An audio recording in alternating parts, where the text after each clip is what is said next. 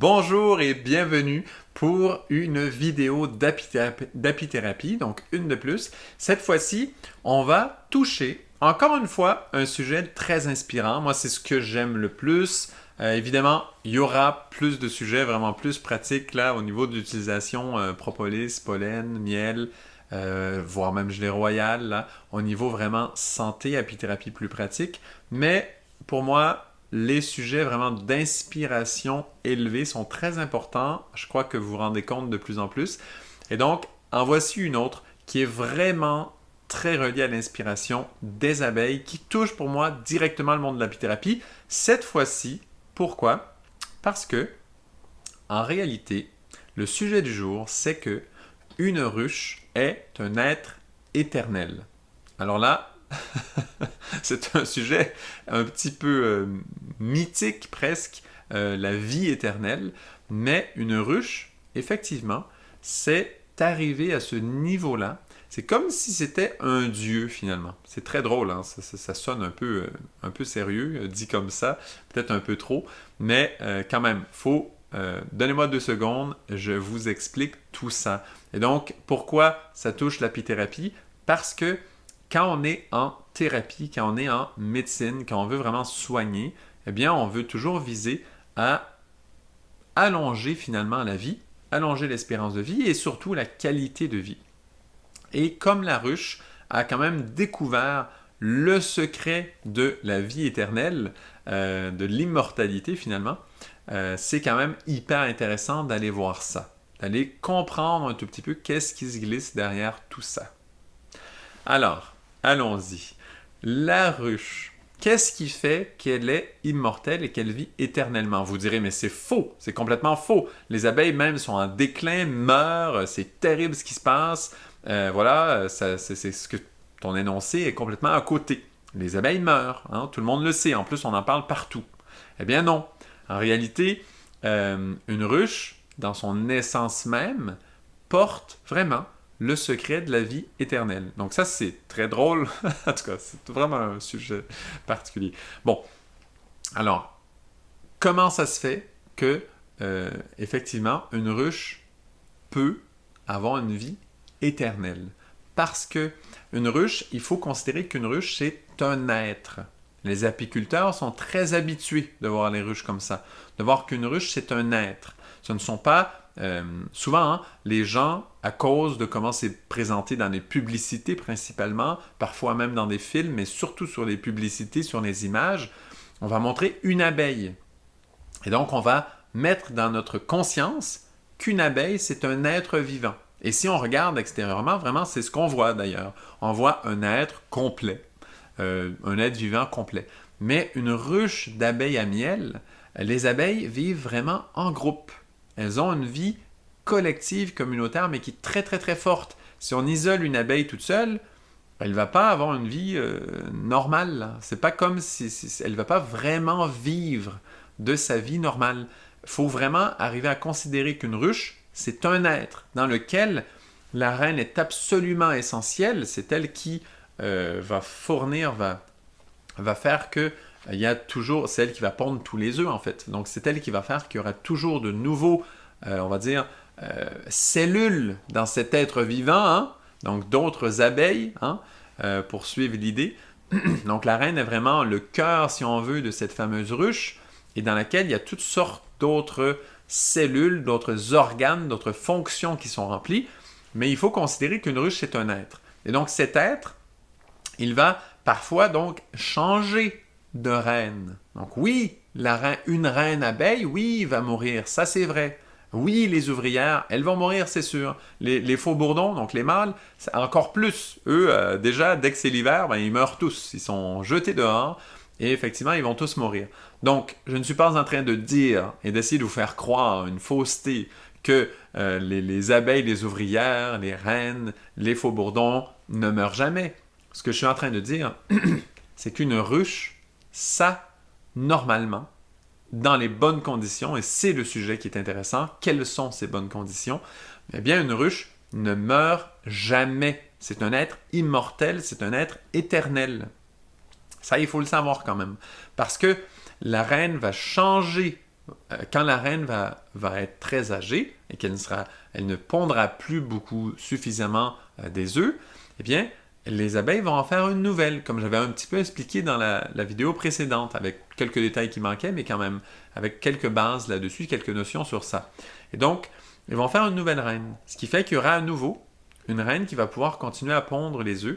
Et si on est capable de voir qu'une ruche, c'est un être, et moi je vous dis, hein, les apiculteurs, si vous faites un peu d'apiculture, avec un peu de temps, vous arriverez à cette considération-là. La plupart des apiculteurs en sont déjà là.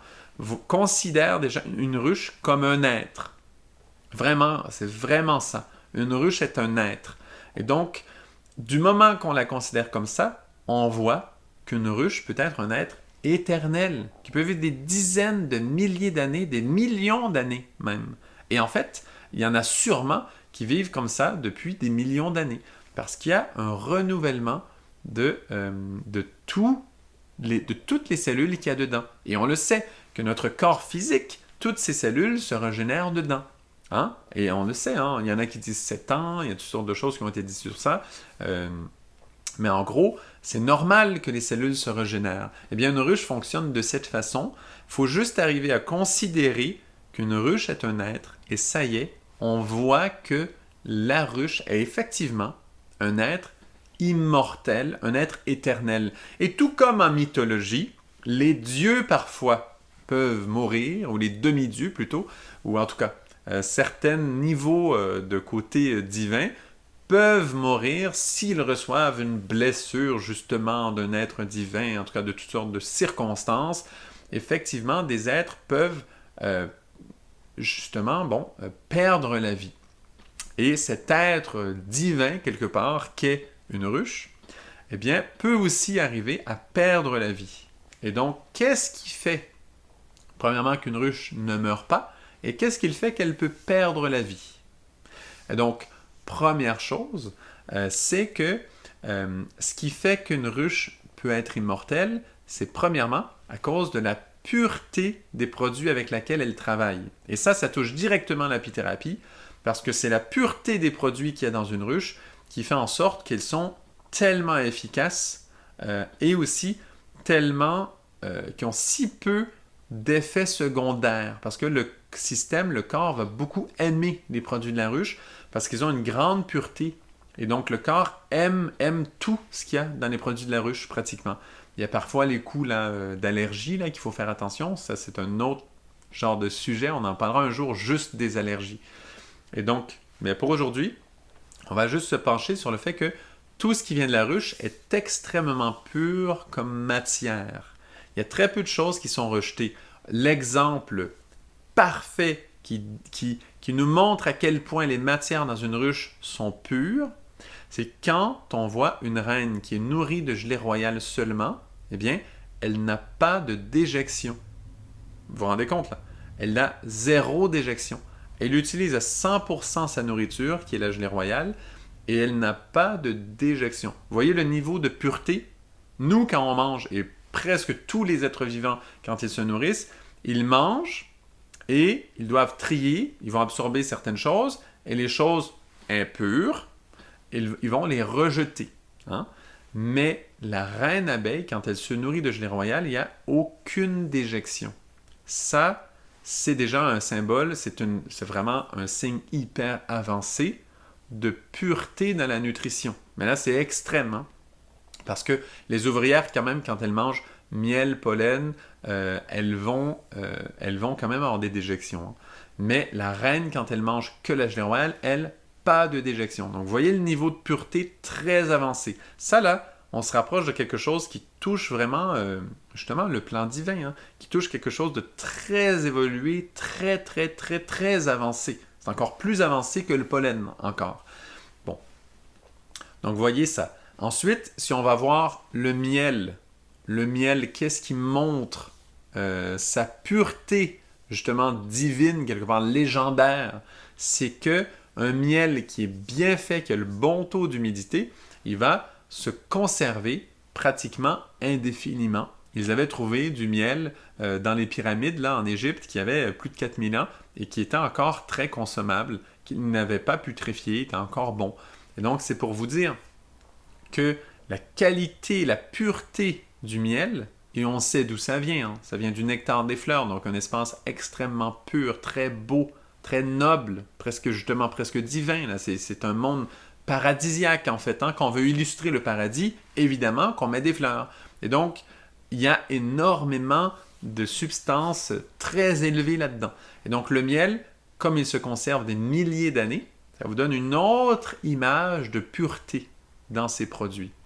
Ensuite, en termes de source de protéines, pour la ruche, le pollen qui vient des fleurs, il a quel niveau de pureté est-ce qu'il a? C'est au niveau de, là, un autre symbole de pureté dans les produits de la ruche, avec le pollen, c'est qu'il s'agit de la substance qui est au tout début de l'origine de la vie. Ça veut dire qu'il est extrêmement jeune, dans le sens qu'il est extrêmement pur. Il vient tout juste de sortir, c'est le début de la vie. Parce que le pollen, c'est ce qui va féconder les fleurs. Et donc, on n'est même pas dans un fruit qui est déjà très jeune. Un fruit, ça se conserve bien, ça se conserve longtemps. C'est une super substance. Un fruit, déjà, c'est très jeune. Mais on est avant tout ça. On est même avant la graine. Quand on mange, par exemple, des graines de tournesol, des graines des noix de Grenoble, toutes les noix, tout ça. Quand on est... Mais là, ça déjà, c'est une semence, hein? Cette graine-là. Mais le pollen, c'est avant tout ça. Donc, on est comme dans la genèse de la vie. On est au tout début. C'est avant même de féconder une fleur qui éventuellement fera un fruit dans laquelle il y aura justement les graines, les noix, tout ça. Donc, vous voyez à quel point c'est à l'origine du tout début. Et il n'y a aucune oxydation, il n'y a aucun vieillissement, aucun qui touche le pollen. C'est le tout début de la vie. Et ça, c'est une autre expression de la pureté des produits de la ruche. Donc, on a vu la gelée royale avec le fait qu'il y a 0 déjection quand la reine se nourrit de gelée royale, niveau de pureté très avancé. Le miel qui se préserve des milliers d'années, niveau de pureté très avancé. Le pollen qui est à l'origine de la vie, aucune oxydation, aucun vieillissement, 0. Hein? Et donc, grand niveau de pureté aussi. Maintenant, on va aller avec la propolis, qui est un autre produit de la ruche qui n'est pas la source de protéines, n'est pas la source de glucides, n'est pas la source d'énergie pour la reine, cette fois-ci, est la source de protection, c'est le médicament des abeilles. Et là, encore une fois, la propolis, niveau de pureté exceptionnel, parce qu'il s'agit de la substance précise, exacte, qui est la substance que les plantes sécrètent pour leur propre système immunitaire, qui est pris directement, qui n'est pas transformé, pas isolé chimiquement, pas créé en laboratoire, pas détruit, déformé, tout ça, une substance toute naturelle 100% que les abeilles prennent, qui va être antibiotique, qui va être antibactérie, qui va être antivirus, qui va être anti-moisissure, qui va vraiment combattre beaucoup de substances polluantes, pathogènes, qui va absorber même les substances polluantes pour ne pas qu'elles puissent s'infiltrer dans la ruche, parce que la propolis, hein, propolis, pro c'est devant, polis c'est la ville, et donc les abeilles le mettent devant la ville, devant leur porte, et en fait vont en mettre une couche partout à l'extérieur pour que tous les polluants ne puissent pas entrer dans la ruche, ils vont être absorbés là, combattus là, les virus, les bactéries vont être neutralisés là, et donc il n'y a pas de tous ces polluants qui entrent, et la propolis elle-même a un niveau de pureté déjà parce qu'elle n'est pas déformée, et c'est un médicament extrêmement puissant, mais qui n'est pas créé en laboratoire, tout ça est complètement naturel, mais surtout, lui-même, son rôle, c'est de préserver la pureté dans la ruche, et comme les abeilles en mettent une fine couche partout à l'intérieur de la ruche, eh bien, la ruche elle-même est un espace de vie, ça veut dire les parois d'une ruche représentent un espace de vie, un bâtiment, une construction qui est plus pure, donc plus saine, où il y a moins de bactéries, moins de virus, moins de moisissures que dans une maison des êtres humains. Nous, on se croit très propre avec nos maisons, mais en réalité, les abeilles font beaucoup mieux. Comme elles mettent de la propolis partout, elles ont une substance partout qui combat les virus, tout ça. Et comme la propolis en plus a plein de substances volatiles, elle va même remplir l'air ambiant de cet espace de vie de la ruche. Et donc même dans cet air ambiant, les virus, les bactéries, les moisissures, tout ça ne se développera pas. Donc c'est extrêmement puissant et ça nous montre un autre niveau de pureté, voilà, de la ruche. Et pourquoi je parle de pureté? Parce qu'une maladie, ce n'est rien d'autre qu'une impureté qui se glisse dans un système. C'est une impureté dans le sens qu'il y a une imbalance. La balance des choses n'est plus bonne, l'harmonisation du système, de n'importe quel système, de n'importe quelle maladie n'est plus bonne. Il y a un débalancement qui se crée parce qu'il y a une impureté qui s'est glissée là-dedans. Il y a une impureté qui s'est glissée dans un de nos systèmes et voilà, il y a une maladie qui tombe, il y a quelque chose qui arrive, il faut rééquilibrer tout ça. La ruche, c'est un espace qui travaille avec des substances qui sont d'un niveau de pureté tellement élevé qu'elles préservent la santé de façon indéfinie, de façon éternelle. Et vraiment, la ruche, si vous comprenez la ruche vraiment comme un être vivant, et c'est ce qu'il faut arriver à faire, hein. En tant qu'apiculteur, il faut arriver à comprendre la ruche de cette façon.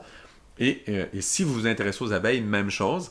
Si vous comprenez, et d'ailleurs vous comprendrez plein d'autres détails si vous le faites, c'est extrêmement passionnant de comprendre une ruche comme un être vivant, eh bien, vous verrez qu'effectivement, c'est un des très rares êtres qui peuvent vivre de façon indéfinie des millions d'années sans mourir parce qu'ils régénèrent leurs cellules, régénèrent leurs abeilles, et ça crée vraiment comme une communauté, mais en réalité, tout être vivant est une communauté de cellules, et donc on voit que cette ruche a ce rôle et porte donc le secret de la vie éternelle qui est une pureté avec toutes les substances avec lesquelles elle travaille. Et c'est ça un peu le secret justement de la vie éternelle, c'est une pureté absolue, une pureté extrêmement élevée sur toutes les substances avec lesquelles on travaille. Et donc ça, bon, c'est un petit peu mythique quelque part, là. C'est un petit peu subtil. Par contre, pensez-y 2 minutes, c'est extrêmement profond. Et si vous voulez avoir un meilleur état de santé, avoir une meilleure vie, pensez à cela. Choisissez des choses dans votre vie qui ont un niveau de pureté très élevé. Je vous ai donné quelques critères qui sont ceux des abeilles, là, avec cette petite présentation. Mais pensez-y dans votre vie, quel niveau de pureté vous devez aller chercher. Et vous verrez que si vous changez de niveau de pureté de vos occupations, de vos nourritures, de tout ça, et regardez qu'est-ce que ça prend. Il faut que ce soit inoxydable, il faut que ce soit durable, c'est ça la pureté, c'est ça que ça amène la pureté. Il n'y a pas d'impureté qui vont amener justement que la chose va se détériorer rapidement et qui va amener des décomposeurs, qui va amener des choses qui vont détériorer la vie. La pureté, c'est ce qui préserve la vie au maximum. Et donc, voilà. Donc, c'est les éléments de base pour ça. Maintenant, on comprend comment l'abeille, la ruche, hein, la ruche devient un être presque divin par la pureté des produits avec lesquels elle travaille et qu'elle touche ces plans vraiment élevés et qui fait qu'elle est immortelle à sa façon. Et donc, maintenant, allons voir qu'est-ce qui fait justement que les abeilles meurent autant, en fait. Qu'est-ce qui fait que cet être, moi je mets divin en parenthèse évidemment, que cet être-là majestueux, qui travaille avec des éléments tellement purs, finalement meurt, tombe comme des mouches. Eh bien voilà, évidemment, ça vient des êtres humains. Voilà, c'est notre impact à nous. On joue avec des substances d'une impureté très élevée. On va parler par exemple des pesticides. Hein? Les pesticides, quelle impureté énorme. Et on va travailler avec des substances comme ça. Évidemment que ça va tuer des quantités gigantesques d'insectes, de pollinisateurs, d'êtres vivants. Et on va détruire comme ça beaucoup d'abeilles, beaucoup de ruches vont mourir à cause de ces pesticides. Il y a d'autres causes, évidemment. Il y a bien sûr toutes les maladies, en fait, que les êtres humains ont propagées dans les abeilles à miel. Ça, c'est un autre crime de l'humanité où, justement, on va apporter des impuretés, des choses un peu aliens, là, des choses qui viennent d'ailleurs, d'autres pays, donc des des parasites que des abeilles dans ce pays sont habituées de travailler avec, eh bien, on va les amener dans des pays où elles ne sont pas encore habituées à travailler avec. Et ça, et ça va amener justement des catastrophes, en fait, des maladies qui vont décimer comme ça les abeilles. Mais c'est vraiment une impureté que nous, les humains, on a amené à cet fameux être formidable qui est la ruche, que sont les abeilles. Et c'est effectivement un peu, c'est lourd un petit peu de se rendre compte, en fait, des conséquences de nos actes quand on voit le côté poétique, quand on voit le côté beau, inspirant des abeilles, donc des ruches. C'est quand même touchant hein, de se rendre compte qu'on réussit à amener tellement d'impuretés de par notre comportement. Et les raisons de ça, c'est nos intérêts personnels très élevés qui fait qu'on fait des choses pareilles. Et on va détruire comme ça en tant qu'humanité. Hein, on va amener des impuretés à un être qui avait réussi en fait à toucher l'immortalité, qui avait réussi à vivre dans un monde tellement pur, tellement beau, de fleurs, un monde mais formidable, que on a réussi à y placer des impuretés très critiques qui font en sorte qu'effectivement aujourd'hui, les abeilles, bien il y en a plein qui meurent parce qu'on a frappé en fait cet être. Si on imagine quelques instants qu'il y a un esprit des abeilles par exemple, qui veille sur les abeilles, sur toute leur force, sur toutes les ruches, eh bien c'est comme si cet être divin, on l'aurait frappé d'une arme très dure et qui finalement fait que effectivement les abeilles meurent quand même beaucoup en ce moment. Donc c'est de toute notre responsabilité d'arriver à comprendre comment ces êtres, les ruches fonctionnent et d'arriver à les aider à créer en fait des oasis pour les abeilles, vraiment des jardins de paradis et redonner un vrai niveau de pureté pour le travail des abeilles. C'est vraiment dans nos mains. C'est hyper important parce que ça nous reconnecte, nous, humanité, à ces valeurs de pureté, de santé, d'immortalité. Et ce n'est pas pour rien que l'apithérapie existe. C'est vraiment un domaine très important et c'est parce que c'est relié à la santé, c'est relié à cette pureté dans la vie, c'est relié à l'immortalité, c'est relié à toutes ces valeurs tellement cruciales et importantes. Donc tout ça, c'est dans nos mains. Je voulais vous exposer ce point pour que vous compreniez l'importance de l'apithérapie, jusqu'où ça va, ces notions-là. Si vous faites un travail intérieur, ben, je suis certain que ça va vous parler énormément. En tout cas, moi, ça me parle beaucoup. Et donc, voilà, pour que vous puissiez comprendre en fait l'importance du soutien, de la compréhension avec l'apithérapie et jusqu'où on peut aller, quel genre de notions on peut toucher, quel genre de choses on peut changer dans l'humanité si on comprend ces sujets comme il le faut et qu'on avance comme ça dans cette direction. Voilà. Merci beaucoup pour votre écoute et à très bientôt pour une autre vidéo d'apithérapie.